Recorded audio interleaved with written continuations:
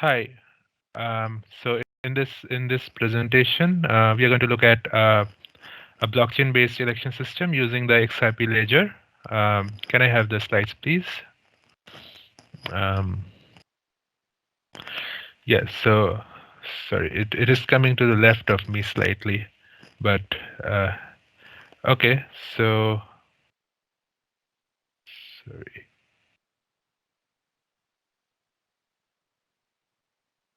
Okay, so this is the overview of the presentation, which includes motivation, background, architecture, implementation, future work, and we go to the next slide, please. Um, Here this is the motivation section. Can we go to the next slide, please? So here we have the existing election system. So in most places around the world, we have ballot paper-based system, and in some places such as India, we have some kind of EVM-based system. But recently, actually, a lot of focus has been on internet voting systems, and internet voting system has a major advantage that you can just sit in your house and vote.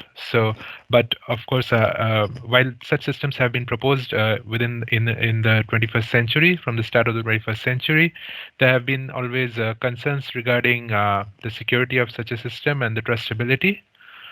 So these are the flaws of the legacy system. Legacy meaning mainly the paper-based ballot systems and also the EVM-based systems.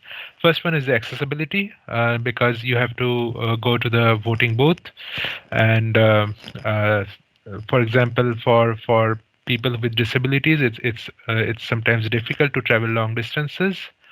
Uh, then there are logistical costs in the terms of transportation, printing of paper ballots, transportation back after the voting process. You have to allocate man hours to people who are supervising the voting process, and also, of course, man hours are lost by the voters as well while standing in queue for voting and traveling to the voting booth as well. Security costs, which involves securing the voting station as well as the ballot boxes. Centralization by the government, because the whole process is run by a commission, which is mostly it's under the government. And then there are corruption allegations, EVM vulnerabilities. Previously, when US implemented EVMs, there were some weaknesses found in those EVMs that they can be probably hacked by outside parties.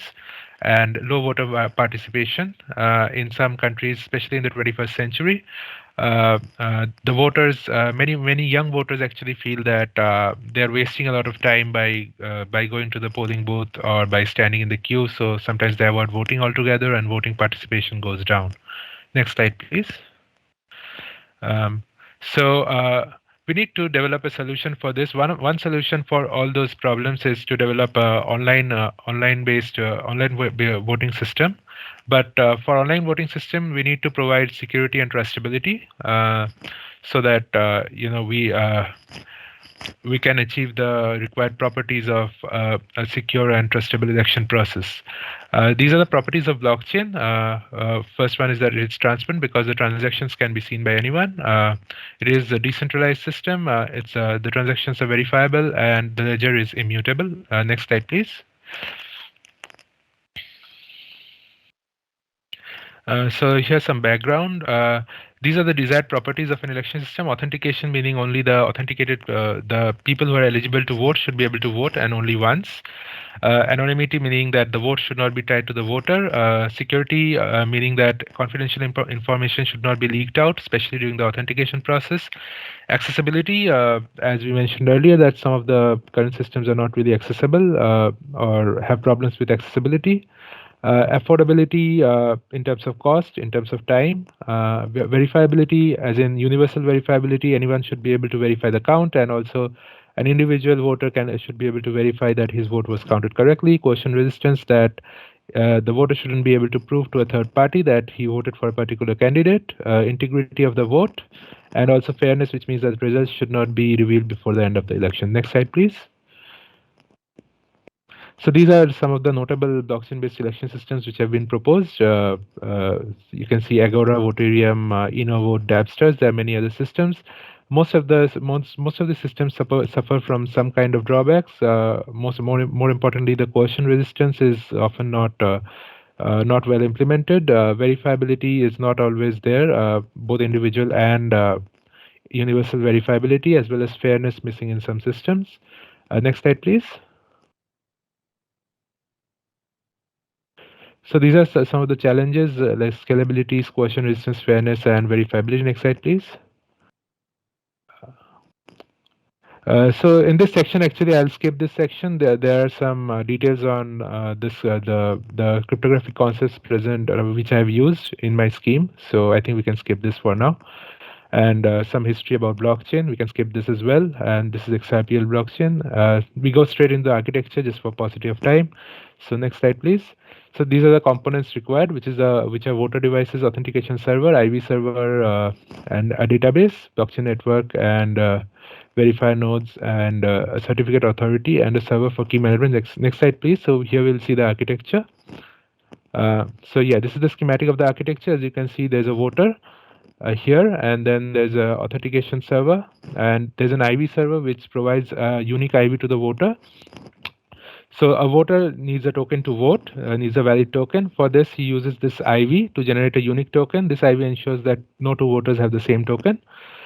He sends this to the authentication server, which checks in the database and provides the signature on this token. This token is blinded, so the authentication doesn't server doesn't really know what it is signing on. And this then is appended to the voter's vote, this valid token, along with the signed token.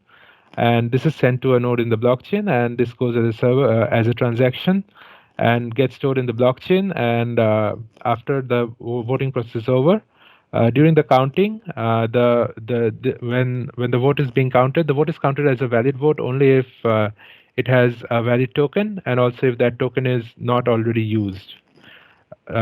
So here, so next slide, please. Next slide, please. Sorry. Yeah, so the first step is Keypair generation, but here we have secret sharing because the vote needs to be encrypted. So, the vote actually should not be revealed before the end of the election. So we need a private key to encrypt all the votes. This private key is actually shared. It is generated in a kind of an HSM, or it's a machine basically, and it implements Shamir secret sharing scheme to share among 5 tabulators, maybe n tabulators, and it's a k out of n system. So if k tabulators come together after the election, and the secret key is revealed, and then only the votes can be decrypted.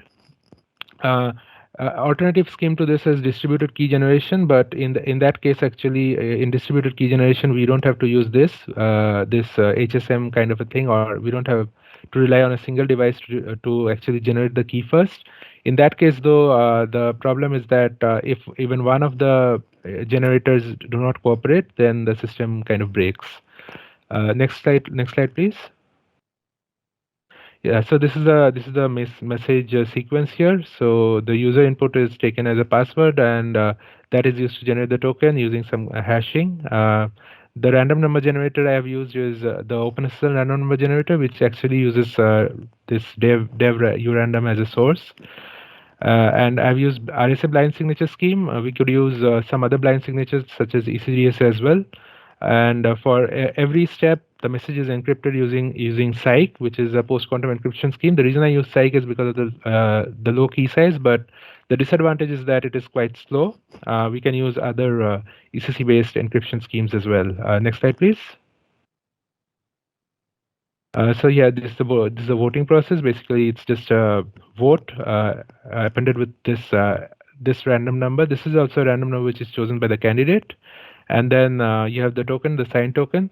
So why this random number? Because it can be actually used by the voter to do individual verification of his vote. His vote will be stored in the blockchain.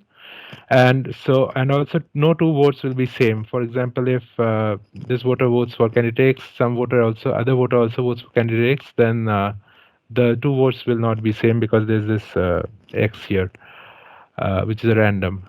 Next please. Yeah, this is an example of a transaction on the blockchain where this is like in the memos we can include the encrypted vote. This is on Ripple XRPL blockchain. And the amount can really be anything. Next slide, please. Okay, this is the architecture on AWS Cloud. Next slide, please. Next. So this was a test implementation, and here's some results from that implementation. Next slide, please. Some properties. Next. Yeah, these are some possible improvements. Sorry, can you go to previous one? Yeah, this is the last slide. So there are some possible improvements such as device security issues. We can use smart contracts to implement the voting key management server, and instead of RSA blinding signature, we can also use ECDSA blind signature. Thank you so much.